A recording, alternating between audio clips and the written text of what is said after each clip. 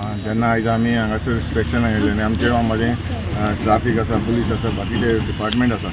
आनीक जेन्ना आमी सायडीक येयले तेन्ना भरपूर आमी इलिगेलिटी म्हाका दिसता कितें भरपूर चलता पोल्युशन बी कितें जाता हांगासर ब्लॉक करता ब्लॅक माती अशी हांव नको लोकांक म्हाका कोण तर म्हणटालो बाबा आमकां सकयल देखून ती पावसाच्या दिसांनी सकयल देखून उदकान देंवता म्हणून हाका लागून हांवें इन्स्पेक्शन केलां आनी पळय हांगा आख्खे ही जी कमदार लँड हे आख्खे पार्किंग केलें आसा हांगा गॅरेज बी आसा ताका लायसन आसा वो ना तें म्हाका खबर ना पूण जी गॅरेज देखून आसा ती कमदार लँडान आसा म्हाका आतांच आमचो कमदारचो प्रेसिडेंट मांडोळकरान सांगलेलें आसा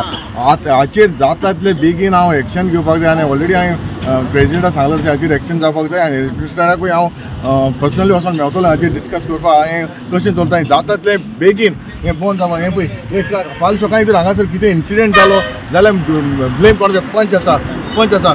सरपंच आसा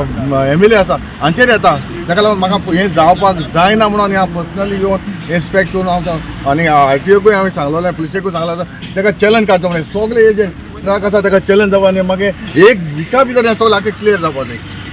हें इन्स्ट्रक्शन हांवें दिल्लें आसा.